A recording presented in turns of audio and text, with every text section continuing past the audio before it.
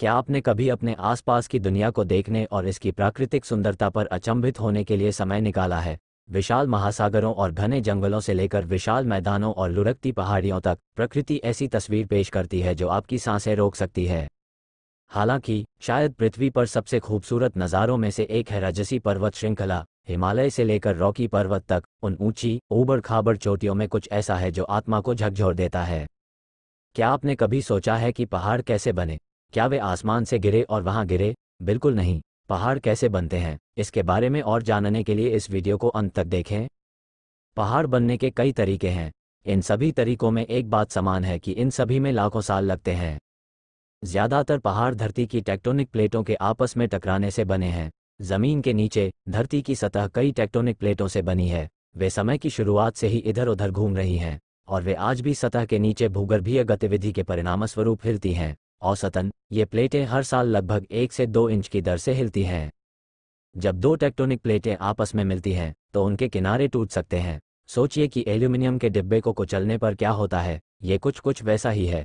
इन tectonic प्लेटों के टूटने का नतीजा ये होता है कि चट्टानों के बड़े बड़े टुकड़े हवा में ऊपर की ओर उछलते हैं। इन्हें क्या कहते हैं? बेशक, पहाड़। खास तौर पर इन्हें फोल्ड माउंटेन कहा जाता है।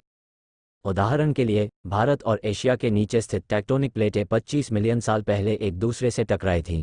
क्या हुआ? माउंट एवरेस्ट सहित हिमालय का निर्माण हुआ, और वे अभी भी एक दूसरे के खिलाफ धक्का दे रहे हैं। इसका मतलब है कि हिमालय आज भी बढ़ रहा है।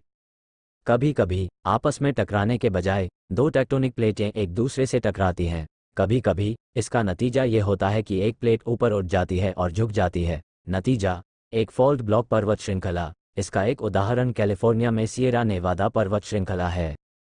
दूसरी बार, एक प्लेट के दूसरी प्लेट के नीचे धकेले जाने पर एक अनोखे प्रकार का पर्वत बनता है, जिससे मैग्मा सतह पर आ जाता है। माउंट फूजी जैसे ज्वालामुखी इसी तरह बनते हैं। पृथ्वी की सतह के नीचे ज्वालामुखी गतिविधि के कारण भी नए पर्वत बन सकते हैं, जब मैग्मा सतह की ओर धकेला जाता है। जब ऐसा होता है, तो ये ठंडा हो जाता है और कठोर चट्टान बन जाती है। इसका परिणाम गुंबदनुमा पर्वत होता है। पहाड़ कटाव के माध्यम से भी बन सकते हैं। ऊंचे पठार वाले क्षेत्र में नदियां और धाराएं गहरे चैनलों के रूप में पत्थर को काट सकती हैं। लाखों वर्षों में जो कुछ बचा है वह गहरी नदी घाटियों के बीच एक पहाड़ है। दुनिया अविश्वसनीय चट्टान संरचनाओं से भरी हुई है। अटलांटिक महासागर में एक पूरी पर्वत श्रृंखला भी है। क्या आपने कभी कोई पर्वत श्रृंखला देखी है? क्या कोई ऐसा पहाड़ है जिसे आप देखना चाहते हैं? शायद आप एक दिन पहाड़ पर चढ़ना भी चाहें। क्या आप तस्वीरों के जरिए पर्वत श्रृंखलाओं का पता लगाना चाहेंगे? उनकी महानता आपको अभी भी चौंका सकती है। आइए जानें। कहाँ है हमारे सौर मंडल का सबसे ऊंचा पहाड़, जो एवरेस्ट से भी 3 गुना बड़ा है?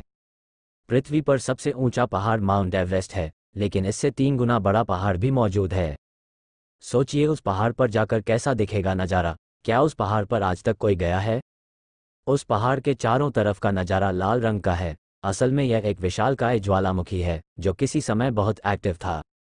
पृथ्वी पर सबसे ऊंचा पहाड़ माउंट एवरेस्ट है, लेकिन सौरमंडल में नहीं। जब बात सौरमंडल के अन्य ग्रहों की होती है, तो माउंट एवरेस्ट से 3 गुना ऊंचा पहाड़ मंगल ग्रह पर मौजूद है।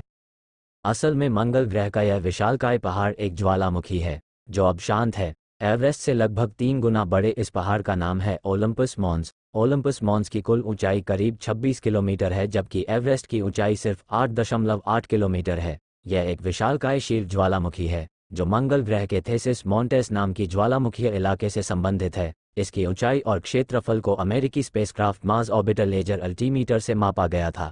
इस पहाड़ की खोज अमेरिकी स्पेसक्राफ्ट मरीना 9 ने की थी। ओलंपस मॉन्स मंगल ग्रह के पश्चिमी गोलार्ध में स्थित है। इसके ठीक ऊपर 2 बड़े इम्पैक्ट क्रेटर बने हैं, यानी उसके ऊपरी हिस्से से कभी न कभी कोई अंतरिक्षीय पत्थर की टक्कर हुई होगी। एक क्रेटर 15.6 किलोमीटर व्यास का है, जिसे कारजो क्रेटर कहते हैं। दूसरा उससे छोटा 10.4 किलोमीटर व्यास का है, इसे पांगबोचे क्रेटर कहते हैं। यह मंगल ग्रह के खुद के उल्कापिंड यानी शेरगोटाइटिस की टक्कर से बने हैं। ओलंपस मॉन्स का ढांचा इतना जटिल है कि इसकी ऊंचाई नापना कठिन काम था। यह इतना बड़ा है कि पूरे फ्रांस का करीब 70% हिस्सा कवर कर ले। अगर मंगल ग्रह की सतह से इसकी ऊंचाई मापते हैं तो यह 21 किलोमीटर ऊंचा, और सतह के नीचे मौजूद बेस से नापते हैं तो यह 26 किलोमीटर ऊंचा है। इसकी चौड़ाई 600 किलोमीटर है, यानी पहाड़ एक तरफ से दूसरी तरफ जाने में इतना किलोमीटर चलना पड़ेगा। ओलंपस मॉन्स का कुल क्षेत्रफल इटली या फिलीपींस के आकार के बराबर है। इस पहाड़ पर 6 ऐसे काल्डेरा हैं, यानी शांत हो चुके ढह चुके क्रेटर जो अब सक्रिय नहीं हैं। इनकी गहराई 3.2 किलोमीटर है, जबकि चौड़ाई 60 से 80 किलोमीटर है। ओलंपस मॉन्स पहाड़ 3 लाख वर्ग किलोमीटर का इलाका घेरता है, यानी आप इसे इटली या फिलीपींस के आकार के बराबर समझ सकते हैं। इस पर 70 किलोमीटर मोटी मिट्टी की परत जमी हुई है। वैज्ञानिक कहते हैं इसके इस आकार की वजह है मंगल ग्रह पर टेक्टोनिक प्लेटों का न हिलना। मंगल ग्रह के इस ऊंचे पहाड़ ओलंपस मॉन्स के ऊपर वायुमंडल का दबाव 72 पास्कल है, जबकि मंगल ग्रह पर बाकी जगहों पर 600 पास्कल है। हमारी धरती पर माउंट एवरेस्ट के ऊपर वायुमंडल का दबाव करीब 32,000 पास्कल है। ये बात तो खैर सबको पता है कि मंगल ग्रह का वायुमंडल काफ़ी हल्का है, साथ ही गुरुत्वाकर्षण भी धरती की तुलना में कम है। इस पहाड़ को सबसे पहले 19वीं सदी में टेलीस्कोप के जरिए खोजा गया था। एस्ट्रोनॉमर पैट्रिक मूर ने 1835 से 1910 के दौरान इस पहाड़ को खोजा था।